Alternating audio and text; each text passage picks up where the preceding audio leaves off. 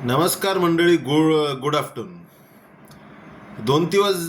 3 दिवस झाले असतील मी व्हिडिओ नाही केला किंवा व्लॉग नाही केला. जाऊ दे, आता प्रश्नाचं उत्तर तर मी आता ते देणार नाही का नाही केलं.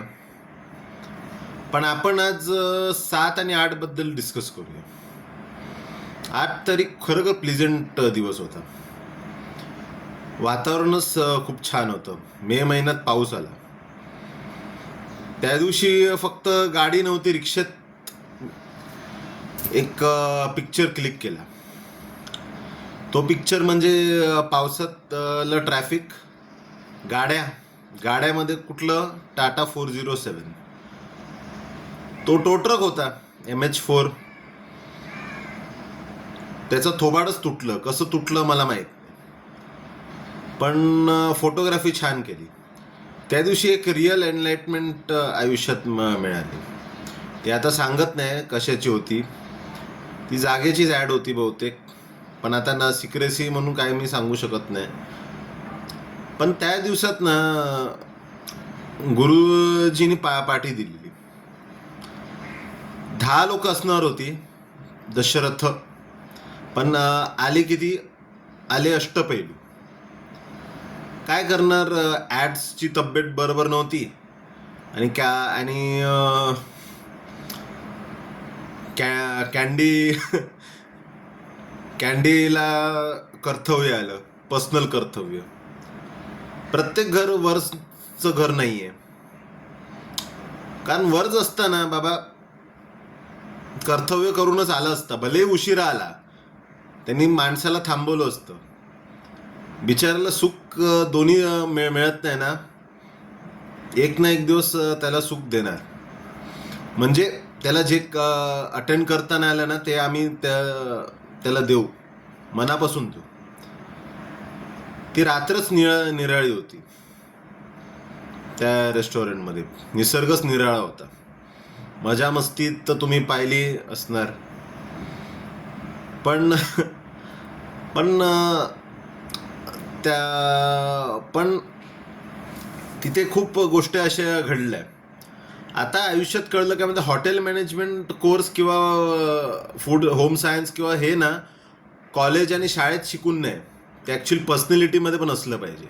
How to attend the customer, how to serve, how to talk, trades, their etiquettes. काय काय लोकांना नसतं. 1 तास ऑर्डर देऊन झाली, गुरुजींचं रौद्ररूप आलं बाहेर. बरोबर आहे ना, होणार ना. प्रॉफिटसाठी नाही, कस्टमर सॅटिस्फॅक्शनसाठी गोष्टी असल्या पाहिजे. ओके. पण जाताना खूप मजा आली. जाताना आम्ही मनोगत व्यक्त तर जास्त करू नाही शकलो, कारण धुंदीत आणि अवस्थेत नव्हतो. त्या आमची अवस्थाच वेगळी होती. पण जाता जाताना मजा ही अशी आली की आपण तीनदा 3 चाकी मिळाली. 3 बार किस्मत मिली. मीन्स पत्ते में के साथ 3 राणी, 3 जोकर, 3 राजा, 3 इक्का, 3 गुलाम, वैसे 3 बार 3 चाकी, 3 बार ऑटो.